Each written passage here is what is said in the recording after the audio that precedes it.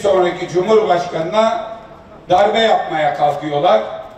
Biz de onunla hep birlikte, hepinizin de emekleriyle mücadele ediyoruz.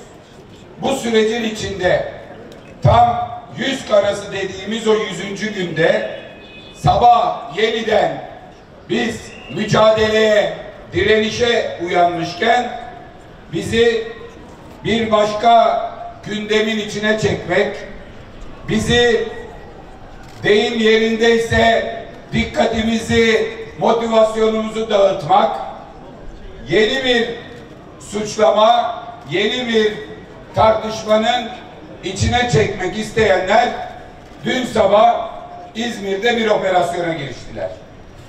Hiç şüphe yok. Şeklen baktığınızda niyet ortaya çıkıyor. Bir şafak operasyonu ve bugün gördük ki polis araçlarını, yüzlerce polis aracını emin olun saatlerce uğraşarak verdikleri bir nizamla, drone görüntüleriyle, özel bir film prodüksiyonu gibi harekete geçişleri ve kişilerin onurlarını, haysiyetlerini zedeleyecek gözaltı görüntülerini servis ettiler. Maksat adalet aramak olsa drone'la aranmaz adalet. Eğer doğrunun, hakikatin peşindeyseniz algı operasyonlarına ihtiyacınız yoktur. O yüzden daha ilk nasıl yapıldığına bakarsanız niyetin ne olduğu ortaya çıkar. İlk günden beri İstanbul için de söylüyorum, İzmir için de söylüyorum. Hiçbir yerel yönetici yargılanmaktan, soruşturulmaktan muaf değildir. Ama yeter ki yapılan iş adalete uygun olsun, hakkaniyete uygun olsun. Maksat sorgulamak, soruşturmak, hakikate ulaşmak olsun. O yüzden diyoruz, yargılamalar TRT'den yayınlansın, suçlama da duyulsun, cevapları da duyulsun. Ekrem İmamoğlu yargılanmasın demiyoruz. Oradaki belediye başkanlarımız yargılanmasın demiyoruz. Diyoruz ki adil yargılansınlar ve tutuksuz yargılansınlar. Şimdi ben İstanbul Cumhuriyet Başsavcısının bütün pratiğini biliyoruz. O Antalya Cumhuriyet Başsavcısının yetkisinde olan işi oradaki başsavcıya küfredercesine yapan, Ankara'daki başsavcıyı paspas etmekten mevkidaşını rahatsızlık duymayan, Kayseri'deki başsavcının yetkisine tecavüzü kendinde hak gören bir hadsiz.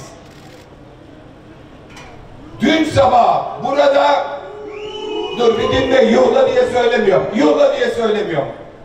Konuşalım, doğrusunu konuşalım diye söylüyorum. Dün sabah erken saatlerde yapılan iş, İzmir Cumhuriyet Başsavcısına söylüyorum, İstanbul Cumhuriyet Başsavcısının pratiğine, iş görüş biçimine özenmektir, onu taklit etmektir. Şunu bilin, orada muteber bir adam yok. Orada günü gelince hesap verecek bir siyasi aparat var. İzmir Cumhuriyet Başsavcısı eğer İstanbul gibi davranmaya veya davrananlara engel olmamaya devam ederse, İstanbul Cumhuriyet Başsavcısına nasıl konuşuyorsak, nasıl muamele ediyorsak, gelecekte nasıl muamele edeceksek ona ortak olur. Bunu böyle bilsin. Bunu böyle bilsin.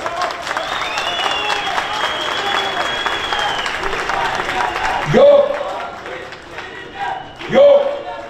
Eğer gerçekten adaletin peşindeyse yandaş televizyon kanallarının haftalardır, aylardır söylediği, hedef gösterdiği, konuşturduğu, İzmir AK Partili siyasetçilerin peşinde olduğu bir dosyayı açacağız, bakacağız, soruşturacağız diyorlarsa ellerinden tutan yok. Bütün imkanlar ellerinde ama yeter ki adil olsunlar. Dün sabah gidip de gözaltına aldıklarından Kim? Tunç Soyer mi kaçacak?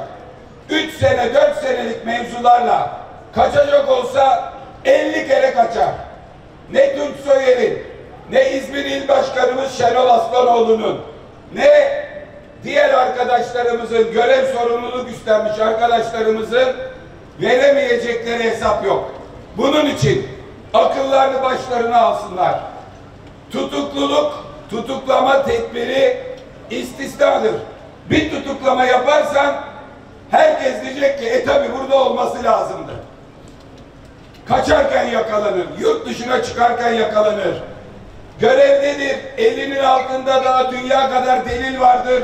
Birkaç gün o deliller karartılmasın diye tutulur başka. Görevde olmayan, bunca aydır yıldır soruşturduğunuz her birisi bir telefonla gelecek olanları sabah şafak operasyonuyla kollarına 2'şer polis karşılarında kamerayla gözaltı görüntüleri bu yapılan işin de bir siyasi operasyon olduğunu, bir algı yönetimi olduğunu gösteriyor. Bunun için buradan açıklıkla şunu söylüyoruz. Bir sürecin 2. günündeyiz. İlk günü iyi geçmedi. Bundan sonra İstanbul gibi yapacaksanız İstanbul'a nasıl mukabele ediyorsak aynı şekilde buraya mukabele ederiz. İzmir'in hafızasında bir şey var. İzmir'in Büyükşehir Belediye Başkanı Aziz Kocaoğlu, değerli büyüğümüz, 379 yılla 33 ayrı suçlamayla yargılandı. Her davet edildiğinde gitti, her mahkemede aslan gibi oturdu, kendisini savundu, bir yandan İzmir'e hizmet etti, bir yandan yargıya hesap verdi, alnının akıyla. Bir gün bile ceza almadan o soruşturmadan çıktı. O günlerde AK Parti medyası, İzmir'in AK Partili siyasetçileri neler söylüyordu. O yüzden İzmir'in siyaset kültüründe soruşturulmak, hesap vermek ve aklanmak vardır. İzmir'in siyaset kültüründe tutuksuz yargılama vardır. Verilemeyecek hesap yoktur. İçlerinde verilemeyecek hesabı olan çıkarsa tutuksuz yargıladığın, şeffaf yargıladığın, savunma haklarını kısıtlamadığın, avukatlarla, eşle, aileyle uğraşmadığın bir durumda herkes adaletine inanırsa, sorulan sorulara verilecek cevap yoksa kimse savcıya saldırmaz, kimse hakime bir şey demez. Ama iftira, gizli tanık, şantaj, zulüm, bunlara İstanbul gibi yeltenilirse o zaman adalet aranmaz, siyasetin aparatı olunur. Bir de işin bir hususu var. Bu yapılan işte neler konuşuluyor, neler konuşturuluyor diye bakınca şu görülüyor. Cumhuriyet Halk Partisi'nin en güçlü olduğu yerde, Cumhuriyet Halk Partisi'nin amiral gemisinde, İzmir'de birbirine düşürebilir miyiz?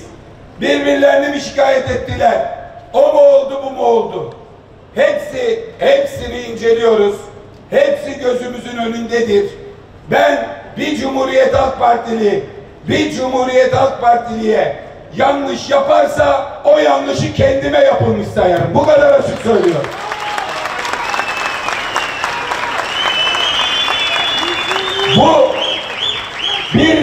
Bu nifak tohumlarına, bu birbirine düşmelere dikkat edin.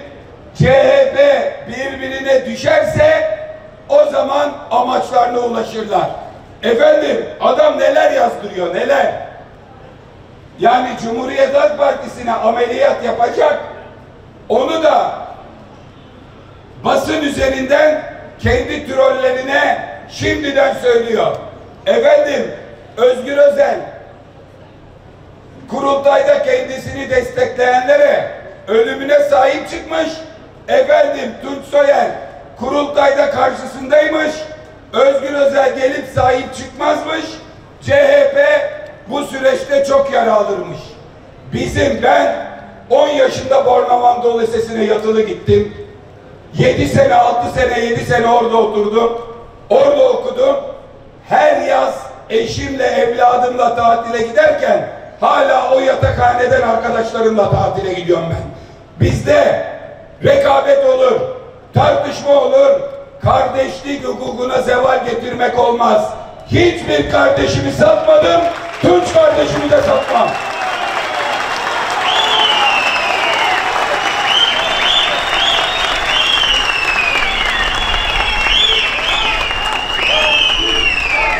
Özgür Başkan,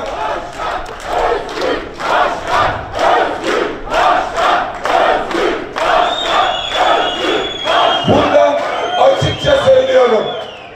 Özgür Özel ve Cumhuriyet Halk Partisi'nin yönetimi adil bir yargılama, tutuksuz yargılama, savunma hakkının kısıtlanmadığı, yargının bir operasyona alet olmadığı süreci dikkatle takip etmek üzere nasıl Aziz Kacıoğlu'nun her duruşmada yanına oturduysam Alaaddin Yüksel bir yanında, ben bir yanında, o dönemde grup başkan vekiliydim, nasıl geldim oturduysam Tunç Soyer'in de yanına otururum, süreci en yakından, en samimi takip ederim.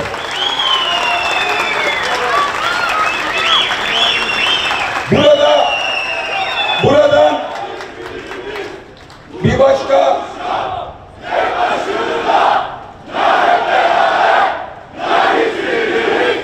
buradan şunu söylemek isterim.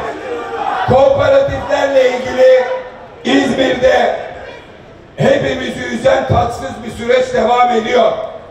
O kooperatif denemesi ve devamında yaşananlar hepimizi üzen bir süreç.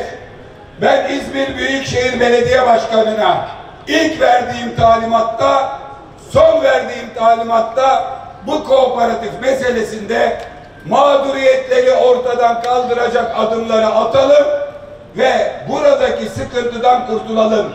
Bir talihsizlik, inşaat maliyetlerindeki fahiş artışlar, yanlışlar, hatalar, kusurlar neyse varsa soruşturulacak kısımları, ona da eyvallah.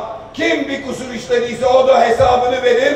Aman bu ne partinin sırtına yük olmalı ne de İzmir'de Cumhuriyet Halk Partisi ile İzmirliler arasındaki samimi gönül bağını zedelememeli. Bu süreci de en yakından takip ettiğimizi bütün İzmirlilerin bilmesini istiyorum.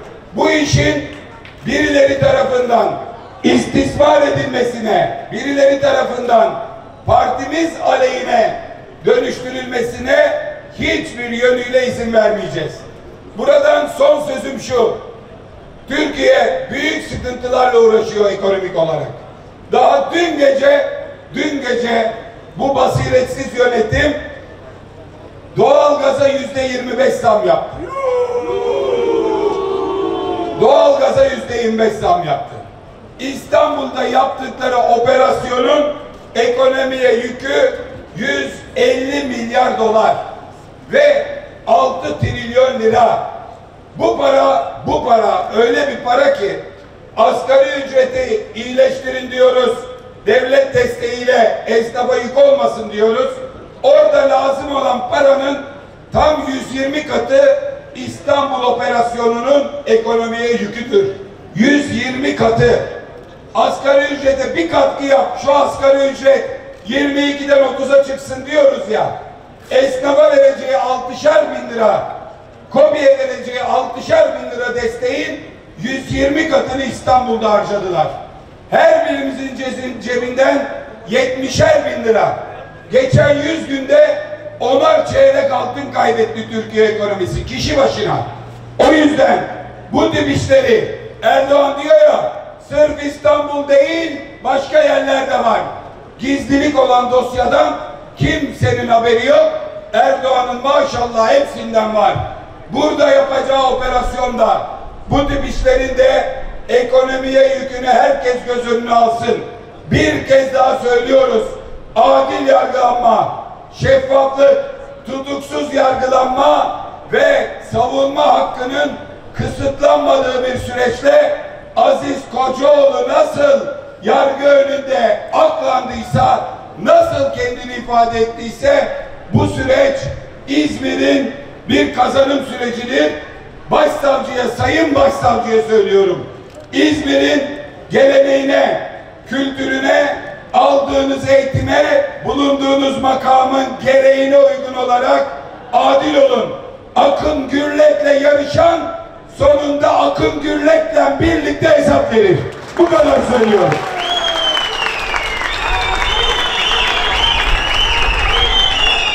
Ben İzmir İl Başkanımızın da göz altında olduğu bu süreçte baba evine gelmek, yöneticileri görmek, bilgi almak üzere geldim. Ama her biriniz günün bu orta saatinde, bu sıcakta, bu iş gününde koşup buraya gelmişsiniz. Hepinize teşekkür ediyorum. Bundan sonra dayanışmanızı, partiye sahip çıkan bu onurlu duruşunuzu her zaman koruyalım. Hepimiz biliyoruz ki kurtuluş yok tek başına, ya hep beraber. Hepinizi çok seviyorum. Sağ olun, var olun. Beylikdüzü Belediye Başkanımız Mehmet Murat Çalık Silivri'den İzmir Buca'ya sevk edilmişti. Ailesinden uzağa, büyüklerinden uzağa, çocuklarından uzağa. Zaten burada büyük bir hak ihlali var. Bir yandan da ilk başlarda hiç bizden dahi gizlediği, bunu bir bahane etmek istemediği ama geçmişte geçirdiği iki önemli kanser rahatsızlığının olduğunu artık kendisine rağmen ailesi toplumla paylaştı. Hatta avukatlarına ailesi paylaştılar. Aksi gibi hem stresten uzak olması, iyi beslenmesi gerekirken cezaevi şartları buna olanak sağlamıyor. Ve bir nüks tehlikesi var. Değerlerinde bir oynama var. 15 kilo verdi. Öyle olunca da hızla buraya sevk edildi. Burada gerekli tetkikleri yapılıyor.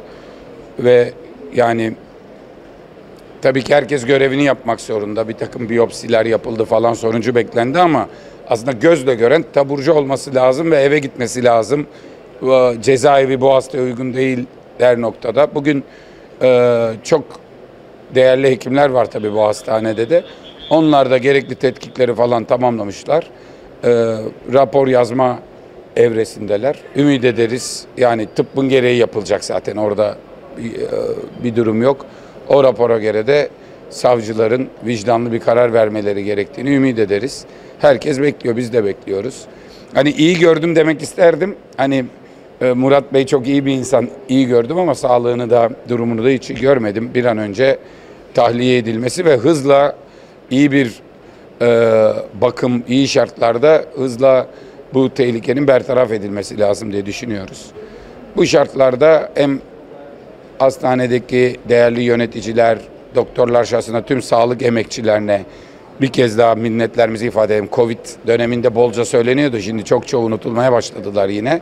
Hem de adalet bekleyen herkesin bir an önce adalete kavuşmasını ümit ediyoruz. Teşekkür ederiz.